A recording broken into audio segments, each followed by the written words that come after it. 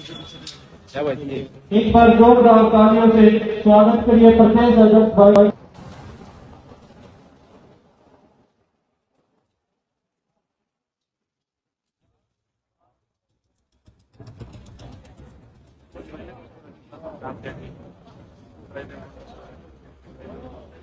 मैं सभी साथियों से अनुरोध करता हूं कि वो अपने स्थान पर विराजमान।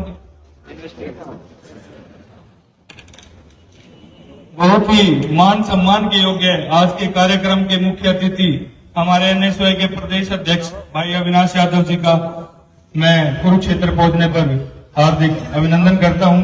एक बार जोरदार तालियों से भाई का स्वागत करेंगे। सात समंदर पार बैठकर भी जिन्होंने इस सम्मेलन को संभव बनाया, भाई अन्नू मलिक सहरसा जो मेरे साथ मेरे संघर्ष के साथी रहे हैं और दिल्ली विश्वविद्यालय और कुरुक्षेत्र में अपनी छात्र राजनीति को अपना योगदान देते रहे हैं। एक बार अन्नू मलिक सहरसा के लिए भी जोरदार ताली। उसके बाद आज के इस कार्यक्रम के मैन ऑन ग्राउंड राहुल ग्योंग जी, उनका भी मैं तहे दिल से धन्यवाद करता हूं। उनके बिना ये प्रोग्राम पॉसिबल नहीं था। कुरुक्षेत्र जिले की समस्त एनएसयूआई कार्यकारिणी व पदाधिकारी, कुरुक्षेत्र के विभिन्न कॉलेजों से आए मेरे सभी युवा साथी, इस प्रांगण में मौजूद सभी छोटे बड़े सज्जन, आप सभी को नवीन कौशिक की प्यार भरी नमस्कार।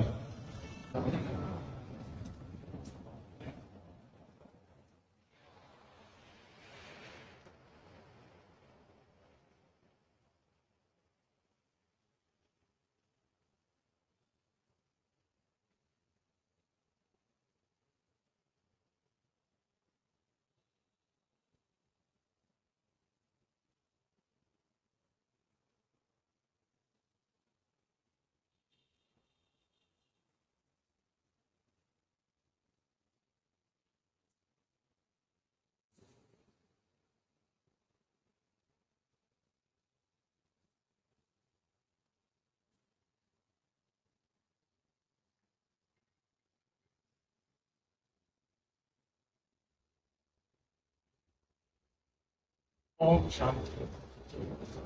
धन्यवाद अविनाश।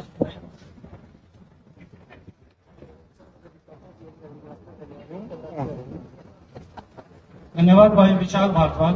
अब मैं भाई राहुल ग्योंग, जिनके बगैर ये कार्यक्रम संभव न होता, उनको स्टेज पर आमंत्रित करना चाहूंगा और आप सभी से अनुरोध करूंगा कि आप तालियों से उनका स्वागत करें।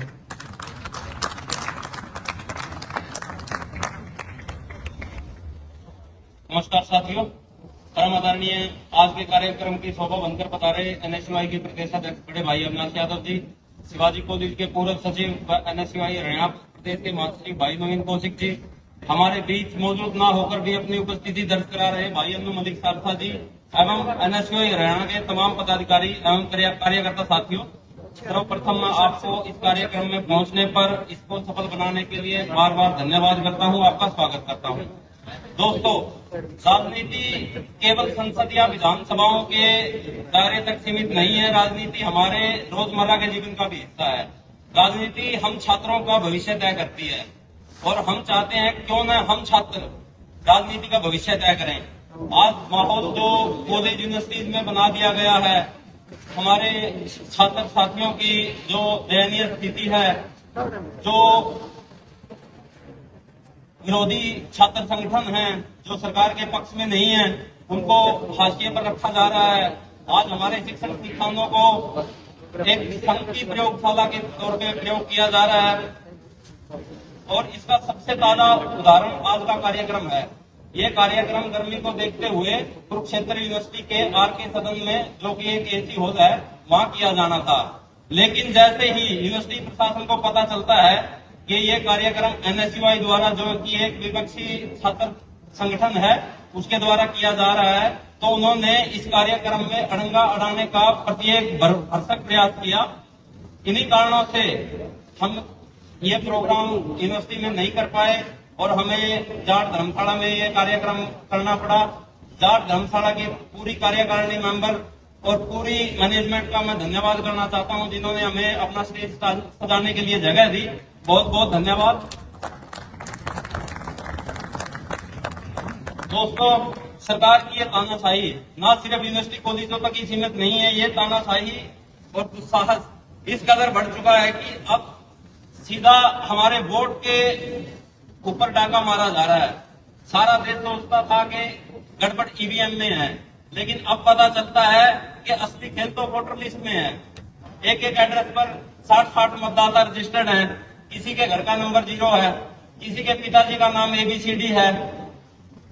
चुनाव आयोग से डिजिटल डाटा मांगो, एक घर के अंदर 80 वोटर, किसी का नाम G0 Z8, सारा सच हमारे सामने है। बहुत कुछ सबसे पहले प्लान्ड था। सबसे पहले अगर मैं कड़ी में जोड़ूं तो इलेक्शन कमिश्नर की रिक्रूटमेंट। इलेक्शन कमिश्नर कौन चुनता है? राष्ट्रपति, प्रधानमंत्री, एक विपक्ष का नेता और एक उसके अंदर होता है हमारा चीफ जस्टिस ऑफ इंडिया। इन्होंने सत्ता पक्ष ने सबसे पहले क्या किया? चीफ जस्टिस ऑफ इंडिया को उस कमेटी से बाहर किया। राष्ट्रपति किसका होता है? देश का होता है या सत्ता पक्ष का? इनडायरेक्ट देखें तो सत्ता पक्ष का राष्ट्रपति होता है और दूसरा प्रधानमंत्री। दो लोग एक तरफ और विपक्ष का नेता एक तरफ। तो इलेक्शन कमिश्नर बिल्कुल बायस्ड चुना जाएगा। उसके बाद अब ज्ञानेश कुमार हमारे इलेक्शन कमिश्नर बने। प्रेस कॉन्फ्रेंस आप सभी ने सुनी होगी। प्रेस कॉन्फ्रेंस के अंदर ज्ञानेश कुमार कहते हैं कि किसी की बहन बेटी की वीडियो देना कहां तक उचित है। बिल्कुल हास्यास्पद लगता है। अरे भाई, जब आप वोट पोल कर रहे हैं और आपकी सीसीटीवी में कैप्चरिंग हो रही है और वो अगर हम मांग रहे हैं तो उसके अंदर कोई भी ऐसी बात नहीं है कि आप वो वीडियो हमें प्रोवाइड नहीं करवा सकते, या तो आप चोर हैं। मेरे घर का डाटा, मैं कहूं कि अगर मेरे ऊपर कोई भी आरोप लगाए, मैं कहूं आप हल्फनामा दें, कहां तक उचित है? मेरे घर का डाटा है, मैं उसकी जांच कर सकता हूं, मैं निकालूं हाँ भाई कहां गड़बड़ है, 208 के ऊपर कौन सा वोटर रजिस्टर है, कौन सा नहीं है। ये कहते थे कि हम चोरी बंद करेंगे। मेरे को बहुत ही प्रसिद्ध एक 2 लाइनें याद आ जाती हैं कि ये बंद करवाने आए थे तवायकों के कोठे, ये बंद करवाने आए थे तवायकों के कोठे, सिक्कों की खनक देखकर खुद ही मुजरा कर बैठे। यही हाल आज भारतीय जनता पार्टी का है। ये चोरी बंद करने आए थे और खुद ही चोरी कर बैठे। और चोरी नहीं, डकैती, सीना चोरी भी करते हैं। मान के चलिए हमने कहा कि वोट चोरी हुआ, तो बीजेपी को इस बात से क्यों जलन है? हमने तो सवाल इलेक्शन कमीशन पे उठाए हैं। बीजेपी ने वोट चोरी किए हैं क्या? हमने तो प्रेस कॉन्फ्रेंस में राहुल गांधी जी ने जो सवाल उठाए हैं वो इलेक्शन कमिश्नर पर उठाए हैं, इलेक्शन कमीशन पे उठाए हैं। सोचनीय बात है, हमारा सवाल इलेक्शन कमीशन से है। सफाई जो है वो बीजेपी के प्रवक्ता हमें दे रहे हैं कि कोई चोरी नहीं है। मैं आप सभी से एक गुजारिश करूंगा, आने वाला जो भी चुनाव, चाहे हरियाणा में हो चाहे हमारे आसपास के इलाकों में हो, हम हमारे बूथ के ऊपर कितने वोट रजिस्टर हैं, मान के चलिए कि मैं कांग्रेस पार्टी का आने वाले टाइम के अंदर कोई एजेंट बनूं, पोलिंग एजेंट बनूं, मेरे एक बूथ के ऊपर 180 वोट हैं, तो मुझे पहले वोटर लिस्ट चेक कर लेनी चाहिए कि क्या 180 लोग मेरे मोहल्ले के हैं तो नहीं। ये तो हम कर सकते हैं। बात कांग्रेस पार्टी की नहीं है, बात आम आदमी पार्टी की नहीं है, बात भारतीय जनता पार्टी की नहीं है, बात देश के लोकतंत्र की है।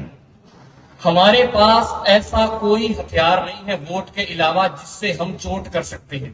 हमारे पास एक वोट ही ऐसा अधिकार है जिससे हम चोट कर सकते हैं।